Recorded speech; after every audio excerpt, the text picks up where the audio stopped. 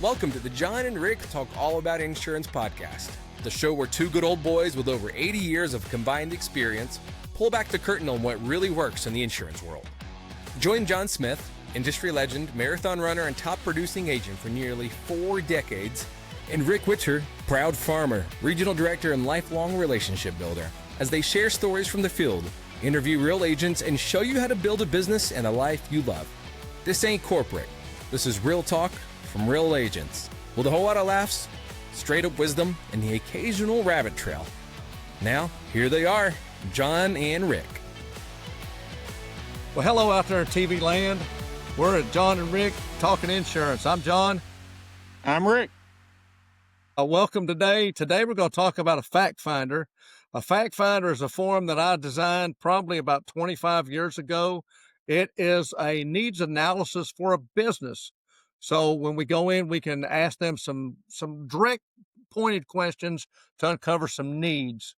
Rick, I know that your folks are using this form as well. We got a bunch of folks in Texas that are starting to use this form, and it's generated a lot of success for us.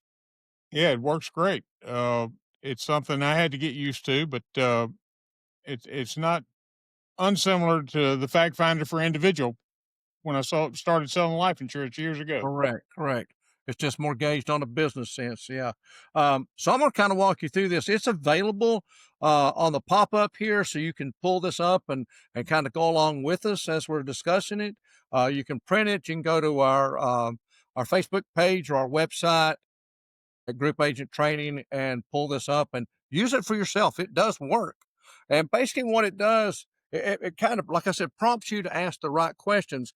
But when you go in, the first thing you do is you ask their information. You find out about that employer details, but then you'll find out, all right, let me get your address, your phone number. A lot of that you can get from the business card and just staple that on there. But then it starts asking some questions like, okay, how many full-time That's what I employees wanted do you to have? ask you, John. Go ahead. I'm sorry. That's one of the things I wanted to ask you. I have agents that will say, well, I'm not necessarily going to write their health insurance. Why do I need to ask them about health insurance? All right. Wes, you can add it to some of this, right? You got ahead of us there, Rick, just a little bit. So the fact finder asks some detailed questions to prompt responses so you can figure out how you're going to help that company, okay? I think that's very important. You're going to get their information for the company. You're going to get their address, their phone number, fax, email, those kind of things. And a lot of times you can get that strictly from their business card. So just staple that business card in that section if you want to do that. It makes it easier. Then you're going to ask how many employees they have, and they're going to give you a number. Clarify that. Make sure you're knowing if that's full-time employees or a combination of part-time employees, because a lot of times they don't want to make benefits available to part-time, especially PRN employees. So you'll do that one. And then you'll start asking what current benefits do they have in place. And health insurance. Let's talk about that first. Rick, comments on that one?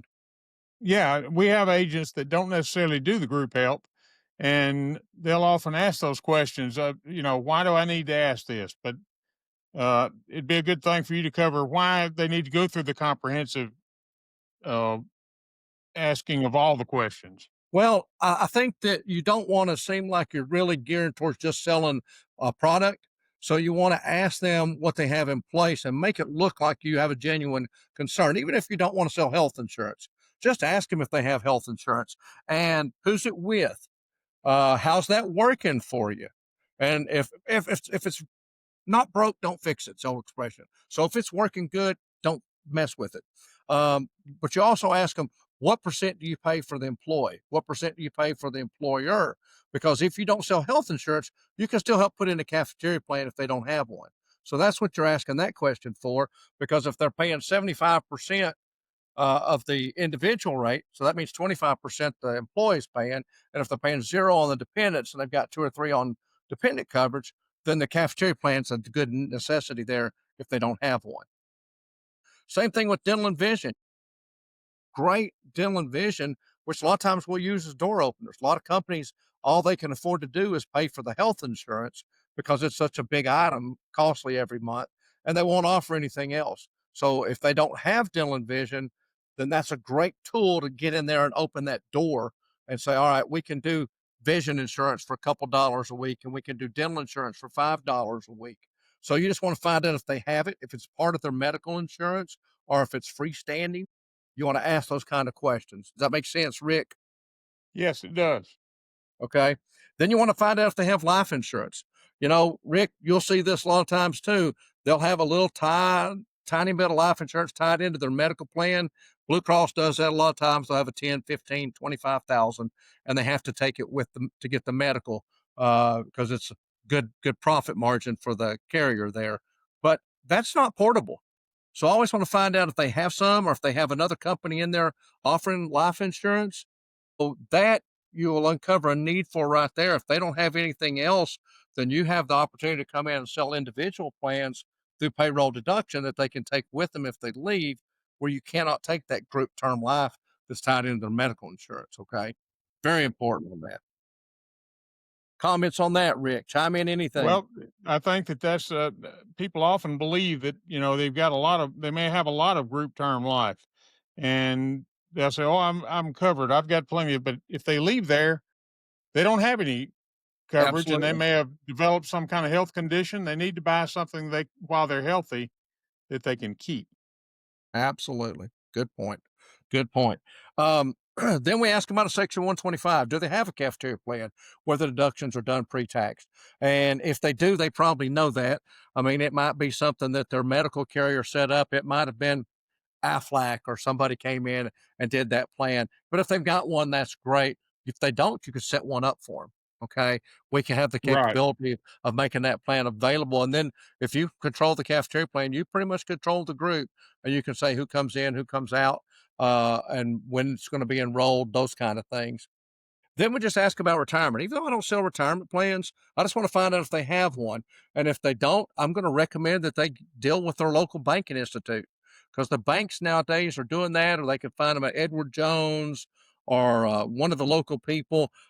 I don't want to be in competition with their dollars while they're in there selling that, but I want to be a resource to help them guide somebody that they can have come in. Same with the medical insurance. Okay. Then find out if they have disability insurance. That's an area that I think a lot of companies don't have covered. And protecting your paycheck should be your first and foremost thing you want to do. I mean, you protect your car in case something happens to it, your house if something happens to it.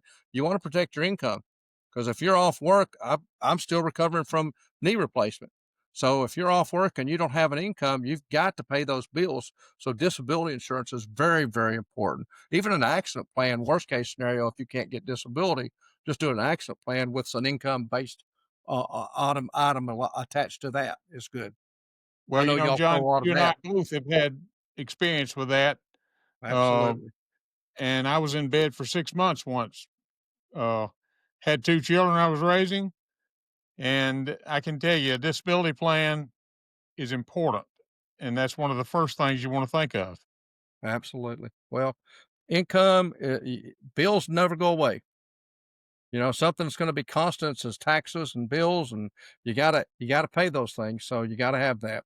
And you'll see the next thing on here. And remember, if you're just listening to us, there's a show note description below on the video where you can link to download that fact finder so you can see exactly what we're talking about. I'll say that a couple more times just so that you'll have that with you.